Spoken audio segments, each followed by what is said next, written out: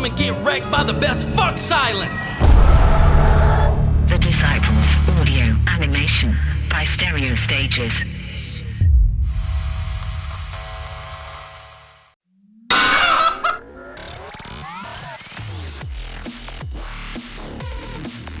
A few weeks have passed since the Wranglers' triumphant victory over the Rake.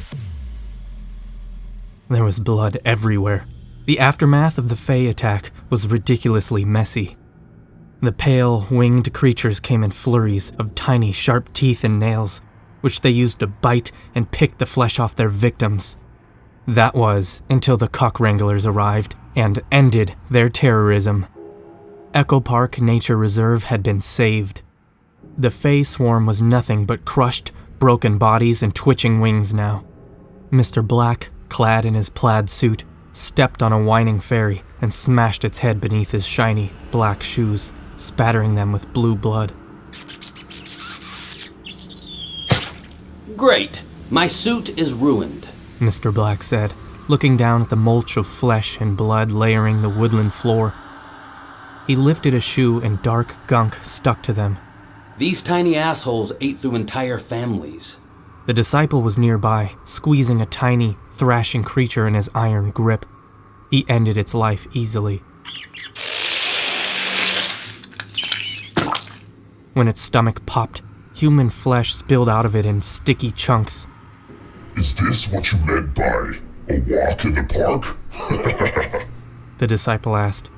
Mr. Black turned to him, his face morphed and displayed large, dagger-like teeth. They soon faded back away, and his countenance returned to its usual, handsome, smiling visage.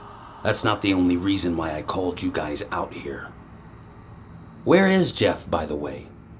Tacos! The disciple said, stomping on a still twitching Fae. He can't fight on an empty stomach. Mr. Black shook his head. Seriously? What the hell is wrong with you? Guys, came a voice. Both Mr. Black and the disciple turned to see Jeff come flying out of the trees. I think we have a problem, Jeff said, his jacket and shirt in tatters. He had many minor cuts and bruises.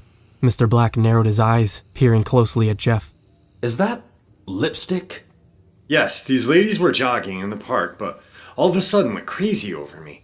I thought it was the tacos, but... What? You can't handle a bit of action?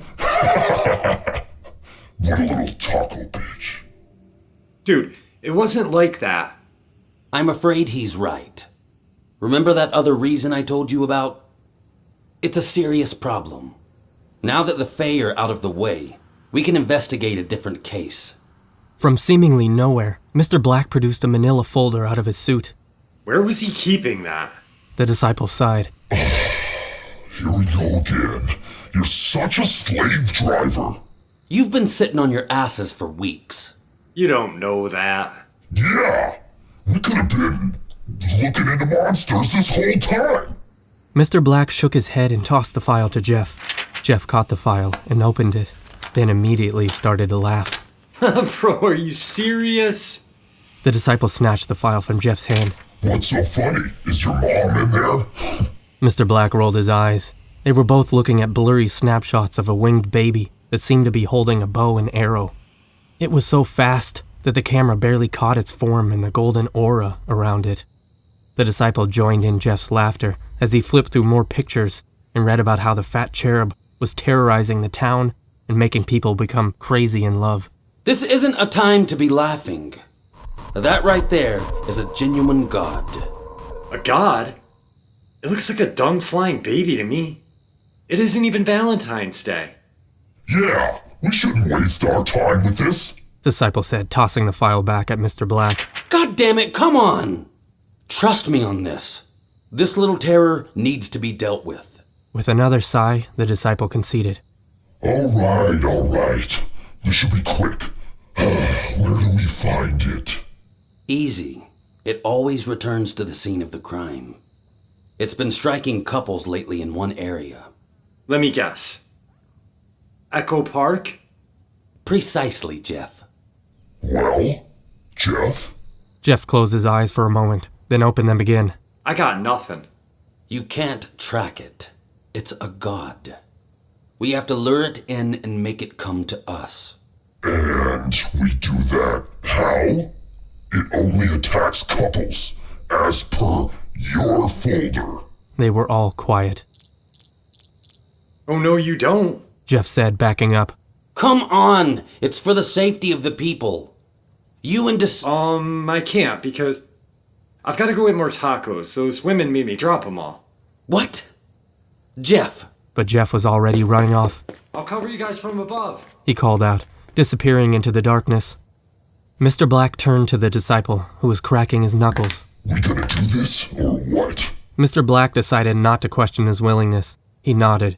It was his idea, so he'd have to step up. Let's go find a bench or something. Mr. Black began to walk when he suddenly felt a warm hand envelop his own.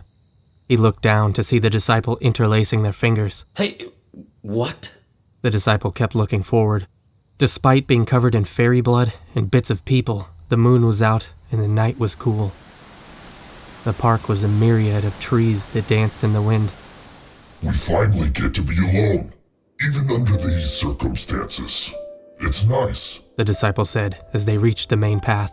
It was late, and not too many people would be out. What do you mean by that? Exactly what it sounds like. Mr. Black didn't quite know how to answer him. He seemed all too willing. He had never seen him show this side of himself. Was it all for his benefit?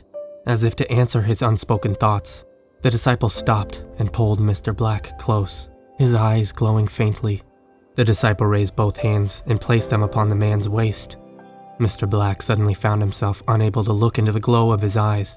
Is something wrong? I never did officially welcome you into the Wranglers. Yeah. Okay. For some reason, Mr. Black found himself stumbling over his words. You've picked a hell of a time. Better late than never. Arms encircled Mr. Black's waist and pressed him close against the disciple. Without pause, the disciple leaned down to speak against the other man's ear, his voice soft. Welcome to the team, Mr. Black. The words weren't particularly special, but the way he spoke them made Mr. Black's pulse quicken. Had his skin not been red already, he was sure a blush would have done the job. Thank you, Mr. Black said, involuntarily whispering his words back. Are you just gonna stand there, limp, all night? Limp? Mr. Black asked. Your arms? We have to make it look real. Oh, I thought you meant... Never mind. Mr. Black's face felt hot. He raised his arms and placed them over the disciple's neck. He took in a breath and tried to relax. His heart was beating hard enough that he was afraid the disciple would feel it. You were acting? Mr. Black asked softly, but the disciple only gave a small chuckle in answer to his words. Mr. Black felt a stab of irritation. Of course he was acting. Why wouldn't he be? It's not like he cared, right? A sweep of the disciple's hands down his back brought Mr. Black back to reality once more. The disciple was taking his time, hands slowly lowering till they brushed the top of his rear. Not bad. I thought you said you were acting. Before the disciple could answer, a gale of hot air and shimmering motes came blasting through the trees, breaking branches and throwing dirt and leaves everywhere. The whirlwind of heat and sparkles began to circle like a tiny, glittering tornado around them. Instantly, the cool air felt like it had climbed by 30 degrees. The air became hot, humid, and suffocating. Mr. Black could already feel himself begin to sweat. The disciple kept his arms around him, tightening as if to shield him from the whirlwind. What the hell is that? A high, squeaky giggle answered him in return. Both of them looked up to see a floating, fat baby with white wings on his back. He had golden, not blonde, but golden, curly locks on his head, rosy cheeks, and bright blue eyes. All the cherub wore was a loincloth and a bow with a quiver of golden arrows strapped to his back. That's our target. Cupid. I prefer Eros, The god cooed, a friend to all lovers. Releasing Mr. Black, the disciple began to laugh. Whoa! Look at this toad weasel. Did you lose your bottle? Ooh. Very funny, Muscles. But I'm here to give you and your lover a gift on your journey to love.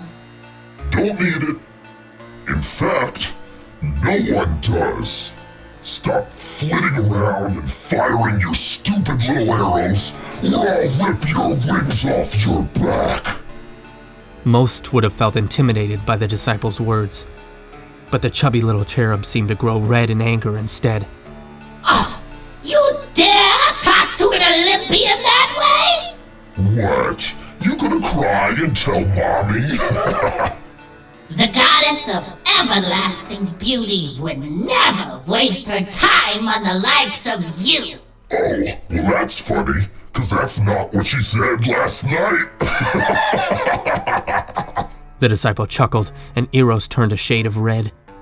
Then, without warning, the god readied his bow and set an arrow. Watch out! Mr. Black said, pushing the disciple.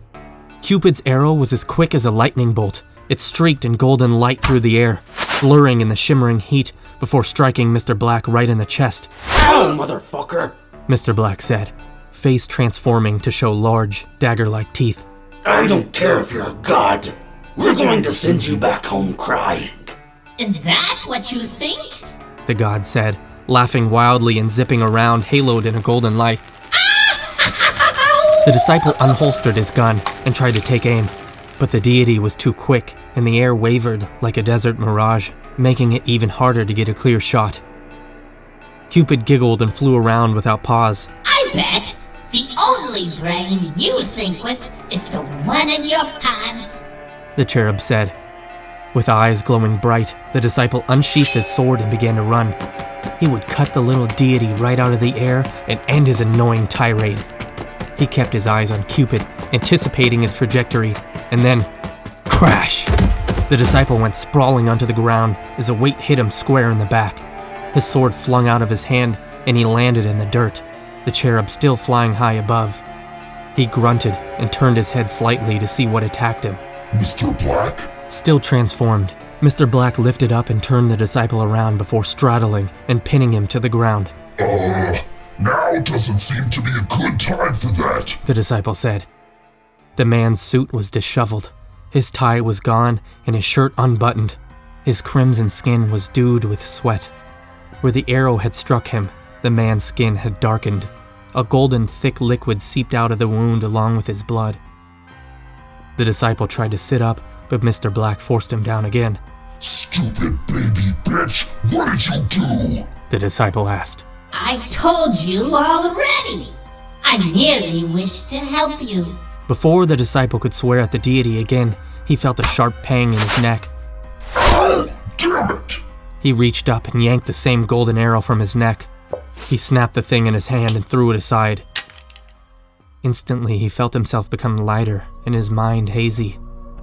His body grew warm and the world seemed to brighten with golden sparkles and silver moonlight. The whole park seemed to become more vibrant and the air now smelled of something sweet. It took him only a few seconds to discover the source of the aroma was Mr. Black. He smelled and looked absolutely delicious. His crimson skin seemed to be made of rubies, and his hair spun of black obsidian. Had they become gods themselves? You smell it now? You smell good, like cologne I want to bathe in, and it's intoxicating. He was right. The smell was enrapturing. It was like he could taste and smell love.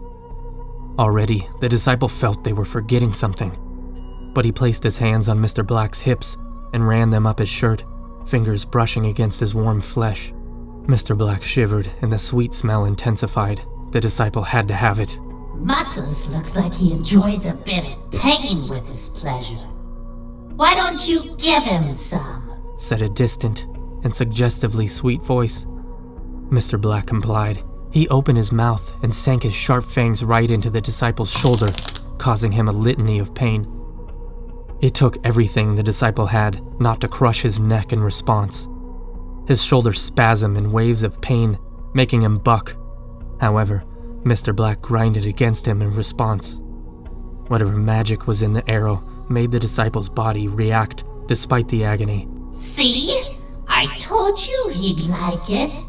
Your relationship is improving already. Mr. Black pressed his hips down and went in for another bite, and then a third one. He rocked his body on top of the disciples and ripped into his arms and chest, covering them both in blood. A high, joyous laughter sounded everywhere.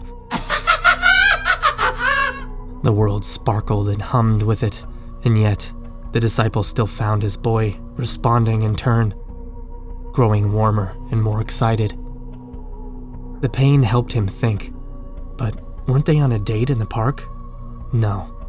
They were definitely overlooking something, but he couldn't think. The sweet aroma was so overwhelming. I think your lover needs more stimulation. Why don't you try tearing him to shreds? The disciple caught Mr. Black by his throat before he could tear into him again. Oh? You not only like to receive it, but to give it as well, said the voice, getting clearer. Maybe you should train your crimson lover better then. A little punishment wouldn't hurt. Oh, wait. Yes, it would! Laughter echoed. The voice was right. Mr. Black deserved to be punished for being too naughty. After all, who was in control here? The disciple sat up, released Mr. Black's neck, but instead wrapped his arms tight around his arms and torso. His hold was so tight, it cut off Mr. Black's air. The disciple's arms were big and strong, capable of pinning a man without any hope of struggling free. The glitter in the air quaked with another round of happy giggling. Yes, that's right. Crush his spine.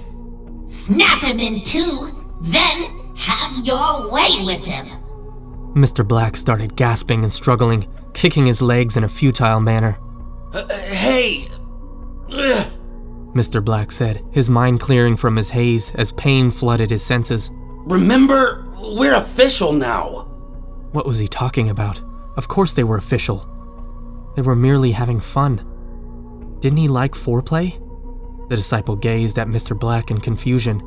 An official? Mr. Black wheezed. Cock Wrangler member now. Ugh. The Cock Wranglers, the Fairy Gobblers, Mr. Black's new assignment, and that idiot baby. What are you waiting for? Crush him! Crush him, I said! The disciple released Mr. Black and stood up, pulling his gun and shooting himself in the leg. The pain and his rage were like an explosion in his head. The world's sparkling veil dialed down, and he could see now the owner of the suggestive, mocking voice, the little bastard himself, Cupid, gleefully watching them destroy each other. Enraged, the disciple took in a deep breath and in one loud bellow let out a roar that shook the whole park.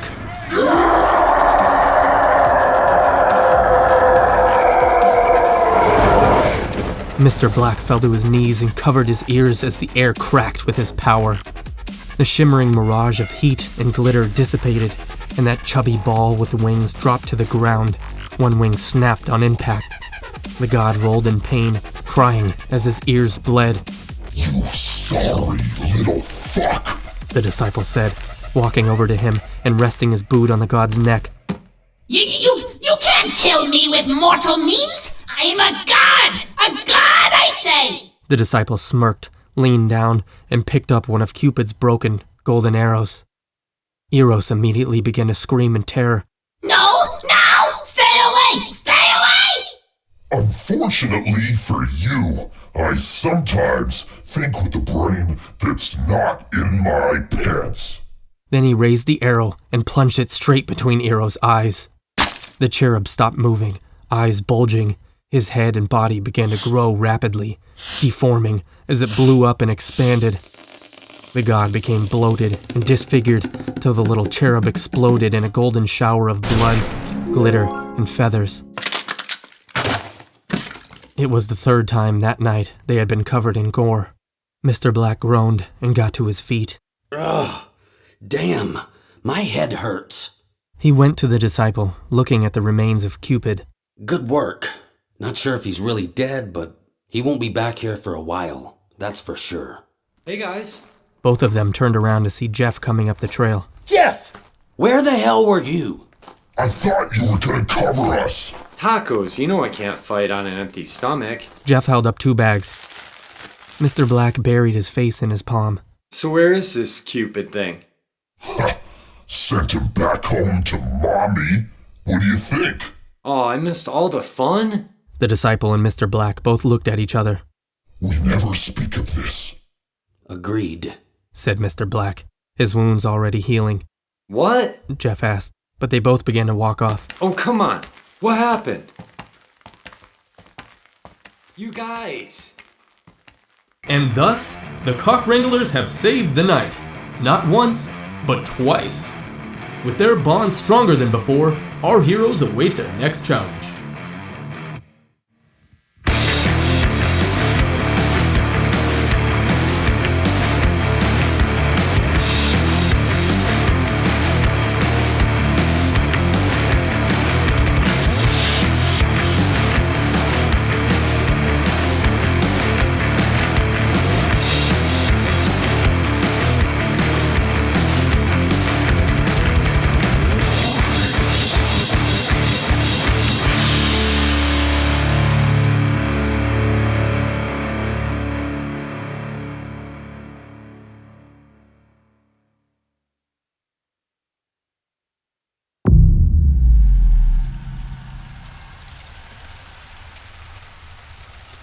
Welcome, nephew.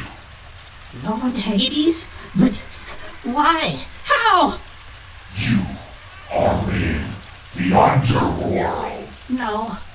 But I should have been sent back to Olympus! The Olympians have forsaken you, just as they did to me. Fear not, my boy. We will have our revenge. Curse you, Cock Wranglers! I will destroy you if it's the last thing I do!